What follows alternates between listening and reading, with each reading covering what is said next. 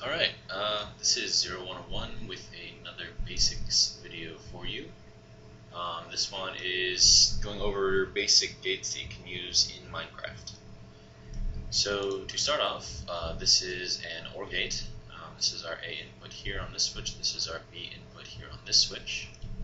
OR gates are really simple. All it is just redstone going from either one and then going to an output. So basically, if any of these is pressed, then your output is high. And yeah, that's pretty much it. Now this is an AND gate with your A and B inputs.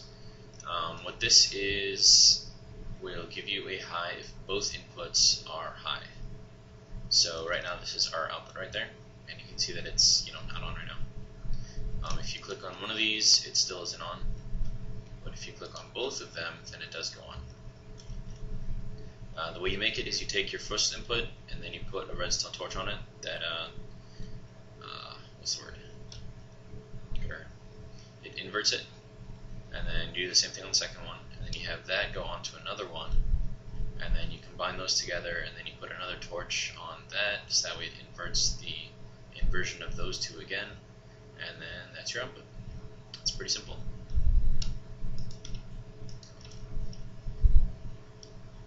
Now this is a traditional XOR gate. This is made pretty much verbatim to what you would find on like Google or something.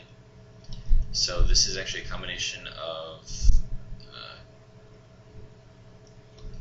a couple different gates. So this is our A input, this is our B input. Now what XOR does is it will only go on if just one of these is on. So you can see that this one is on, our output is on. You turn them both on though, our input goes off.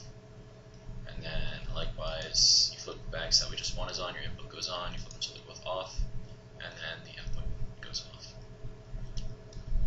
off. The way that this is done is I tried to make this as easy to see as possible. So what's going to happen is your input here is going to be going here and it'll be inverted, but then it'll also be going over here without the inversion. The same thing is going to happen over here with your A input.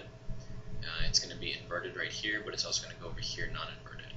So you're going to be comparing your B inverted with your A non-inverted, and then you're going to be comparing your A inverted with your B non-inverted. Pretty confusing, right?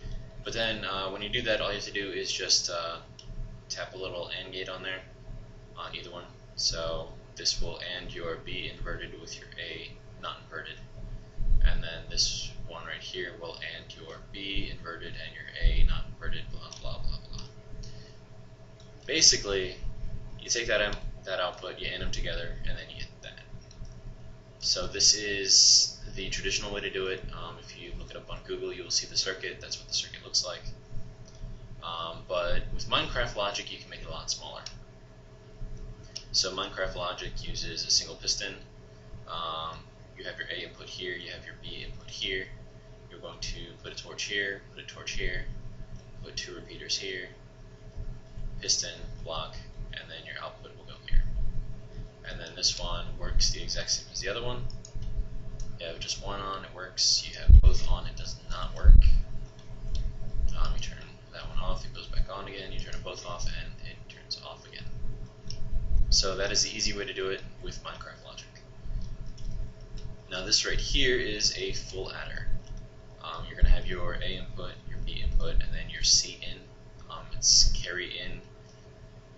If you do some research on some adders, you'll see that like if you have two inputs, you have a 1 and a 1, you add them together, it equals a 1 and a 0, right? Well, that 1 that you found out from your answer or whatever is sort of like your carry. So your answer is 1, but then you have carry up. Well, sorry, let me rephrase. Your answer for this circuit is going to be a 0, but you're going to have a carry of 1. So then when you put them side by side, you've got your carry first and then your answer, so 1 plus 1 equals 1, 0. So that's how this works. So you have your carry going in. This is just in case that you're doing like 2 bits or 3 bits or 4 bits or however many bits that you want to add together. So if you're doing just like 1 plus 1, then that just stays off because there is no carry. So to explain this one, this is once again the generalized version of it. These ones that are red are individual gates. So this is an XOR, this is an XOR, this is an AND, that's an AND, and then right over there on that line right there is an OR gate. So what's going to happen here is your A and your B will go into your first XOR gate, and then those lines will also go into your second AND gate. And then from there, the output of your first XOR will be the first input of your second XOR, and then that will be thrown in there with your carry in, and then your carry in, and then your output to your first XOR will also be in this AND gate over here. So then your carry in and the answer to your first XOR becomes the inputs to your second XOR, and that gives you your first. It's called S, stands for sum. And then over here you OR together these two AND gates, and then you get this, which is going to be your carry out. So to see how it works, and then once again, this is just the basic. If you were to look it up on Google, this is how it would, be set up. So let's see if we can get close enough here. So we have 1, right? So 1 plus 0 is 1. So our carry in is 0. Our answer is 1. 1 plus 1 is 1, 0. So our sum is 0, but then you have a carry of 1. So then the answer here would be 1, 0. Let's say that you have a carry in, and this is, I don't know, like your second stage of adding stuff. You flip that on, and then you have a carry of 1, and then your sum is also 1. So that's pretty much how it works. I mean, and you can flip these around any way you want. If you have a carry in and only one input, then you're still going to get your carry in of 1, and then your sum of 0. So yeah, this is the very, very general way to do it. It's very large. And then this is a much more condensed version, which is actually great for stacking. So you've got your A input here, your B input here.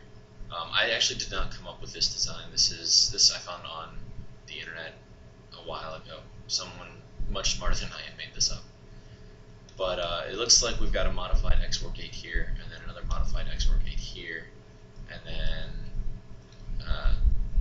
I'm not sure what all this is. This looks like another sort of XOR gate. I don't know. But yeah, so your carry in is going to be over here. Your A input is here, your B input is here, and then this will work just the same as the other one. So 1 plus 0, your sum, which is back there, is 1.